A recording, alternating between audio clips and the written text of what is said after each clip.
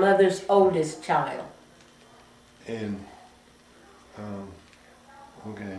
Mm-hmm. Judy Falls, I'll get back to Booker T, but Judy Falls wanted me to ask you if you remember if there was a school, a black school before Booker T. Before Booker T.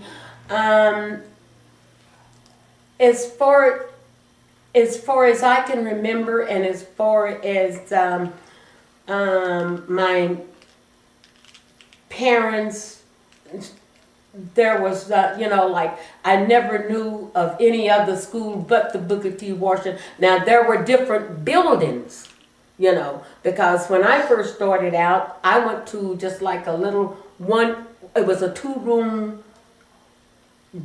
little brick, looked like an adobe.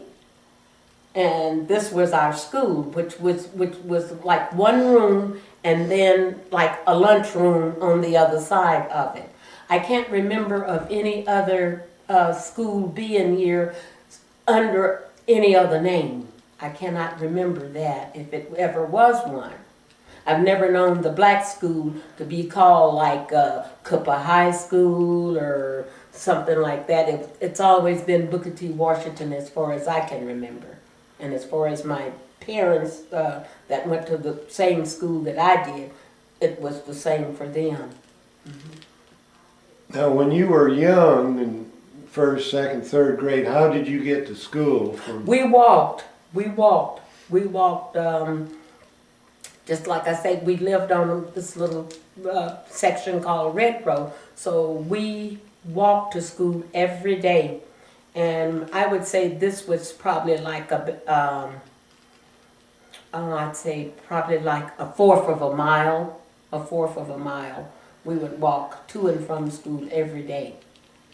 There was no buses or nothing like that for us. No sirree, there wasn't. Did you ever ride your bicycle after you got your bicycle? No, because once we had moved into our home, the school was just across the railroad tracks from us. So it was only like a hop, skip, and jump for me to just hit the railroad track, and I'm for maybe a couple hundred feet, and I was at school. So no, I never rode my bicycle to school.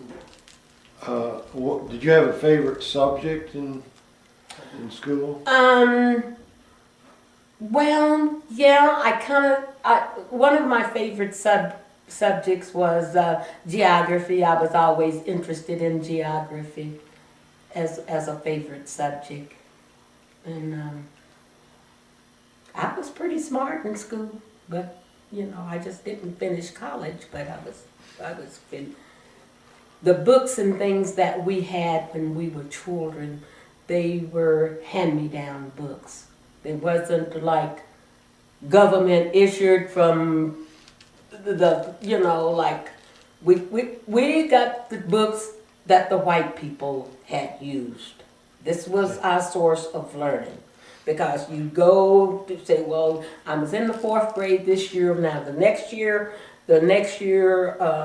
I'm in the 5th grade, and I'd get my 5th grade books, and there would be names of all these white children. This book was issued to so and so and so and so, and 19 so and so and so, and and they were hand-me-down books. Never got new books. We never got new books. Did you ever discuss that with other children or parents and say? Well, it was talked about, but there was nothing ever done about it. We would say, look at here's these hand-me-down books. Well, these children from the white school has already, had these books and things. Well, no, we didn't discuss it like with our parents, and we probably were maybe like too young, and plus we didn't know the difference then. We did not know the difference. We just thought a book is a book is a book. It's just that simple. Did any of your teachers talk about black history and famous blacks, Americans? Really during my era of school and things like that, there were even in the history books, there was no just big abundance of black people that was in, maybe like Booker T. Washington, and maybe like, if I can remember, George Washington Carver, or something like that. And that was it. It was, you know, and I'm quite sure later on in life they added people like Thurgood Marshall to the history books and different other, you know, black Americans and stuff like that. But no, not as a child for me, no. Did you develop some aspirations while you were in school as to what you'd want to do once you graduated from high school here? Well, yes.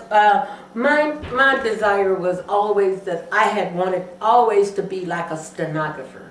That was my main goal.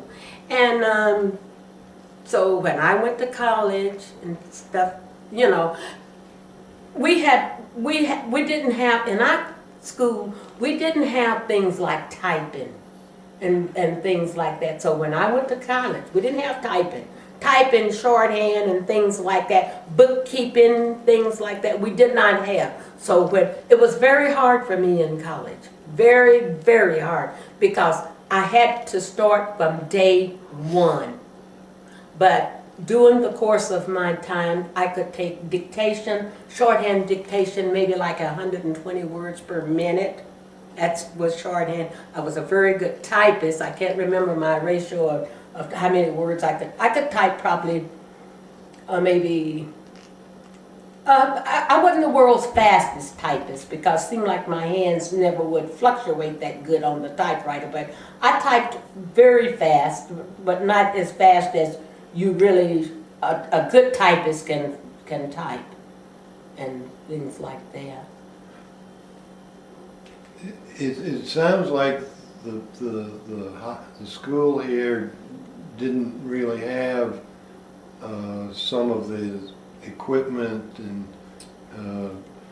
things that maybe probably the white school had. Absolutely. And so they couldn't teach some of those courses. Absolutely, absolutely.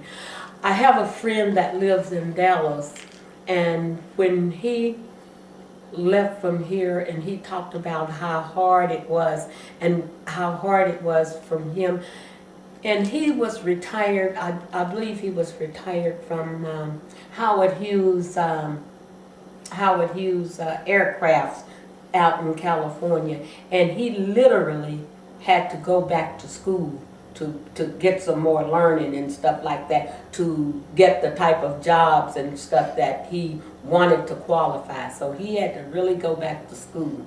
And we always, when we would get together later on in life, we talked about how hard it was for blacks here to you know, to learn, not so much as learn. We just didn't have the material to work with as children growing up. We didn't have that.